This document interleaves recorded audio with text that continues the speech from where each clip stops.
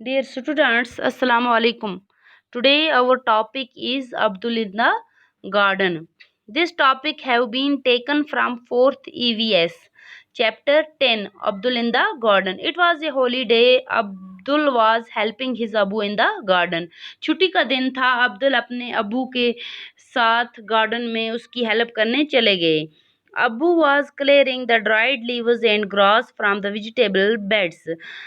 उसके अबू क्या कर रहे थे, जो वेजिटेबल्स बेड्स होती हैं, जो जहाँ पे हम सब्जियां लगाते हैं, वहाँ से क्या करने लगे, ड्राइड लीव्स और जो ग्रास था वो वहाँ से साफ करने लगे. Abdul started to pull out the grass from one of the beds. Abdul भी घास को निकालने में लग गए. वहाँ एक वेजिटेबल बेड से घास निकालना शुरू कर दिया उन्होंने. He found that it was not easy to pull out even the small grass. उसने ये देखा कि वहाँ से जो घास था वो निकालना मुश्किल था. His hands became red by the efforts. उसके हाथ जो थे वो घास को खींचने से, जो वो एफर्ट्स लगा रहे थे, वो घास को खींचने से उसके हाथ, अब्दुल के हाथ रेड हो गए थे. In trying to pull out grass, जब वो घास निकालने की कोशिश कर रहा था, Abdul knock down stick that was supporting the pea plants climber. जब वो घास वहां से निकाल रहा था, तो जो पी प्लांट्स के साथ एक सपोर्ट लगाई गई थी, एक लकड़, एक स्टेम्प, तो वो निकल गई वहां से. The delicate stamp of the pea plants broke. जो पी प्लांट्स की स्टेम्प थी वो क्या होगी, टूट गई. डेलिकेट मीन्स नरम, नाजुक.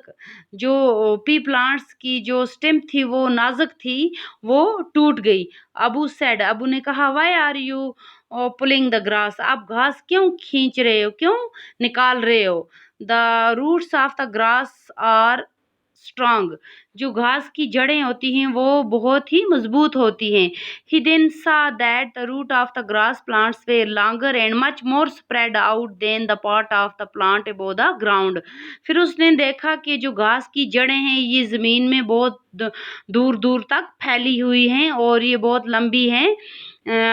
जो पौधा ज़मीन से ऊपर है उससे ज़्यादा इसकी जो जड़ें हैं वो ज़मीन में फैली हुई हैं. After 3 days, Abdul saw that one broken part of the pea plant had dried. तीन दिन के बाद अब्दुल ने देखा कि जो पी प्लांट्स की स्टेम जो थी ब्रोक हो गई थी, टूट गई थी, तो वो जो पी प्लांट्स था वो ड्राइड, खुश्क हो गया, सूख गया.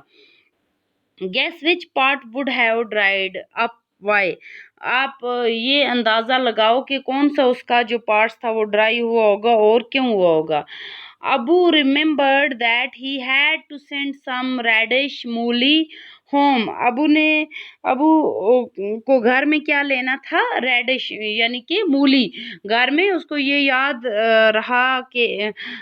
रखना था कि मुझे घर में क्या लेनी है, मूली लेनी है. He started to pull the radish out of the soil. उसने ज़मीन से रेडिश को निकालना शुरू किया.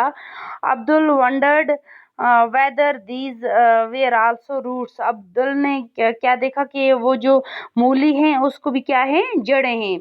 Only a few radish were pulled when there was suddenly a strong wind and rain. कुछ थोड़ी ही जो मूली निकाली थी तो अचानक बहुत तेज हवा और बारिश आई. Both of them picked up the radish and rain.